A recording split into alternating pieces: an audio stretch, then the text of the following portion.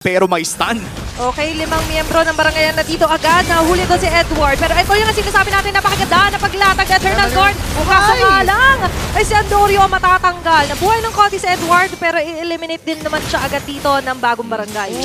Nung tempo nung laro. Oh, saktong-sakto lalabas na rin ang huling pagong. Pero teka, may nahila! Dalawang Eternal Guard na makikita natin, pero yung sa tunay ang makakapatay. Edward down for the side of Aurora. Niya, mukhang kailangan itong ibigay ng Aurora Gaming. Maliban na lang. Maliban na lang kung ganito nga lang din ang magiging posisyon nila Renegade. Kaso nga lang siya agad yung mabibigyan. Renegade down. Confident nga ba ngayon ng Smart Omega na mahing itong turtle na ito at magsasaksin doon si Andorio. Doming Kite ang isa pa sa magiging bonus na kill dito na Smart Omega. Luis on the other hand, medyo kumukurot-kurot si Yue.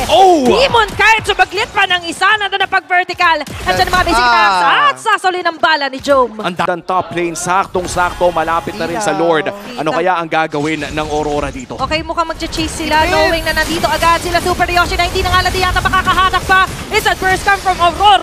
Joe with a mega kill. Nagpapakawala ng mga balance. Shooting a double kill as well. May dalawa yung option mo. So, do that. O kakasabi pa lang natin na napaganda na naman ang pick of play para sa Smart Omega. Renegade tumalo pero walang masyado tatamaan. Instead sila yung mas tatamaan. Buong puwersa ng barangay at makakabasag pa na internet. Yue ngayon ay makakatakas pa rin naman. Nandun ang mga pakidlat.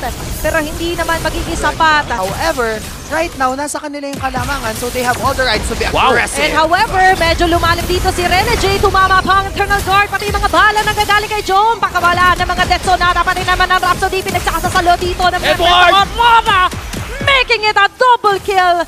2-man down for the side of Aurora. Mukhang go time at show time na ito para sa Aurora. Mag-go all in. Super Yoshi, pilit na humaharap. Sinasalo-salo ang mga pwedeng umatake sa kanila pinakadulo. Pero sa ngayon, ay makakasayo na nga natin si Doming Kite. Luis is down. Habang members kayo ng Aurora ay tila ba aatras kasi may hindi sila napansin na nakawala. Ukir and Jome onto the front lane. Si Super Yoshi tama yung Death Sonata dito ni Jome. Depensa na to kasi wala silang frontliners. Parehas lang silang squishy na heroes. At ngayon, sa pag-sabay, nangalang din ng marcha ng Lord sa may bandang baba, ang 4 na miyembro nandito pumupuro. May hahabol pa na Luis sa pinakadulo. At ngayon, para sa Aurora, ito na nga ba yung dulo ng kanilang base? Tatlo! Sasayaw si Andorio para makaiwas, pero si Super Yoshi pala ang hindi makakaiwas sa mga pagsayaw ng Kite Brothers! At napag-washing-washing ngayon dito sa pinakalikod, hinahabol nila ang bagong barangay! Kaso nga lang si Renegade pa malalagay sa alanganin, sakripisyo na nga lang din para makadepensa. Tutuloy pa rin dito ang bagong barangay. Medyo nagbabagong isip, U-turn muna ng slide dahil may minion wave pa rin na kailangan depensa dito ang Aurora. Lord Dance dahil may kalamangan sila sa mga minion wave. Pero ang tanong, wala si Demon Kite! Malayo na nga lang din. And alam na Smart Omega yung information na yun. Kaso si Renegade medyo mapapalalim na minusan pa ng isa dito ang Auroras. Ngayon they are being chased down. Umahabol sila. May samahatak at mabubura na rin si Edward.